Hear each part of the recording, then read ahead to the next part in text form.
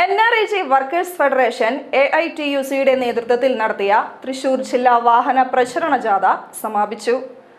ഗാന്ധി ജയന്തി ദിനത്തിലെ തൊഴിൽ സംരക്ഷണ സംഗമത്തിന്റെ ഭാഗമായാണ് ജാഥ നടത്തിയത്. NREG വർക്കേഴ്സ് ഫെഡറേഷൻ AITUCയുടെ നേതൃത്വത്തിൽ പഞ്ചായത്ത് കേന്ദ്രങ്ങളിലാണ് തൊഴിൽ സംരക്ഷണ സംഗമം നടക്കുന്നത്. വേതനം 700 രൂപയായി വർദ്ധിപ്പിക്കുക, തൊഴിൽ ദിനങ്ങൾ 200 വർദ്ധിപ്പിക്കുക തുടങ്ങിയ ആവശ്യങ്ങളാണ് സംഘടന ഉന്നയിക്കുന്നത്. ഇതിനു മുന്നോടിയായിട്ടായിരുന്നു വാഹന പ്രചരണ ജാഥ. ജാഥയ്ക്ക് ഫെഡറേഷൻ AITUC ജില്ലാ സെക്രട്ടറി ഉല്ലാസ് കണ്ണോളി ക്യാപ്റ്റനും സാറാബി ഉമ്മർ വൈസ് ക്യാപ്റ്റനും PK കൃഷ്ണൻ ഡയറക്ടറുമായിരുന്നു. സെപ്റ്റംബർ 29 തിരുവില്ലാമലയിൽ CPI ദേശീയ എക്സിക്യൂട്ടീവ് അംഗവും AITUC സംസ്ഥാന ജനറൽ സെക്രട്ടറിയുമായ KP രാജേന്ദ്രൻ വാഹന പ്രചരണ ജാഥ ഉദ്ഘാടനം ചെയ്തു. ജില്ലയിലെ വിവിധ സ്വീകരണ കേന്ദ്രങ്ങൾ പിന്നിട്ട ജാഥ സെപ്റ്റംബർ 30 കോടന്നൂരിൽ സമാപിച്ചു. CPI ജില്ലാ കമ്മിറ്റി അംഗവും ചേർപ്പ് മണ്ഡലം സെക്രട്ടറിയുമായ KK ജോബി സമാപന യോഗം ഉദ്ഘാടനം ചെയ്തു.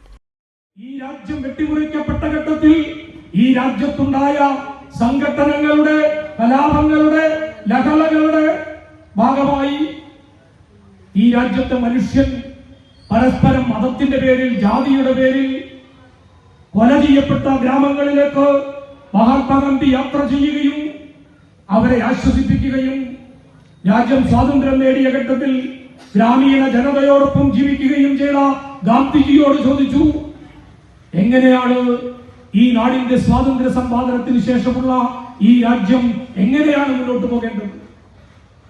പണ്ഡിറ്റ് ജവഹർലാൽ നെഹ്റു ഇന്ത്യയുടെ പ്രഥമ പ്രധാനമന്ത്രിയായി അധികാരമേറ്റെടുക്കുന്ന ഘട്ടത്തിൽ പറഞ്ഞു, ഗാന്ധിജി ഈ രാജ്യം എങ്ങനെ മുന്നോട്ട് പോകണം?